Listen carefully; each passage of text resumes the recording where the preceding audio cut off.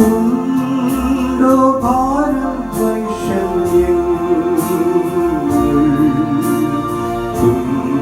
തുമ്പങ്ങളും അസംഖ്യം രക്ഷാകരമോ സംഗീതം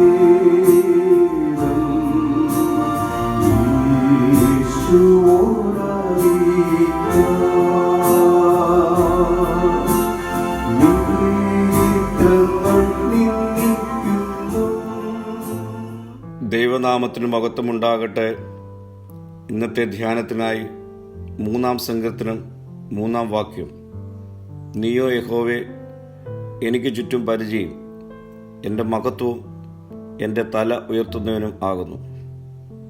പല ആളുകളും ധനസമൃദ്ധിയിലും ബുദ്ധി സാമർത്ഥ്യത്തിലും സ്ഥാനമാനങ്ങളിലും പുകഴുമ്പോൾ ദാവീദ് ദൈവത്തിലാണ് തൻ്റെ ഭദ്രതയും ഉയർച്ചയും സുരക്ഷിതത്വവും കാണുന്നത്. യഹോവയെ തൻ്റെ ചുറ്റിലും പരിചയം എന്നവണ്ണം സംരക്ഷകനായും ഉള്ളിൽ പുകഴ്ചയായും ഉന്നതത്തിൽ പൂർണ്ണമായ മഹത്വമായി ദാവീദ് കണ്ടതുകൊണ്ട് ശത്രുക്കളുടെ മുൻപിൽ തല താഴ്ത്തേണ്ടി വന്നില്ല. ദൈവസന്നിധിയിൽ നാം തല താഴ്ത്തുന്നവരായി രൂപപ്പെട്ടാൽ മറ്റാരുടെ മുൻപിലും തല താഴ്ത്തുവാൻ അവൻ നമ്മെ സമ്മതിക്കുകയില്ല. പരിച സാധാരണ ഗതിയിൽ മുൻവശത്തു നിന്ന് വരുന്ന ഉപദ്രവങ്ങളെ തടയുവാനുള്ളതാണ്. എന്നാൽ നാനാവശത്തു നിന്നും വരുന്ന ഉപദ്രവങ്ങൾ തടയത്തക്കവണ്ണം നിത്യനും സർവവ്യാപിയുമായ ദൈവം തൻ്റെ ചുറ്റിലും പരിചയമായി ഉണ്ടെന്നാണ് ദാവീദ് ഈ സങ്കീർത്തനത്തിലൂടെ നമ്മെ ഓർമ്മിപ്പിക്കുന്നത്.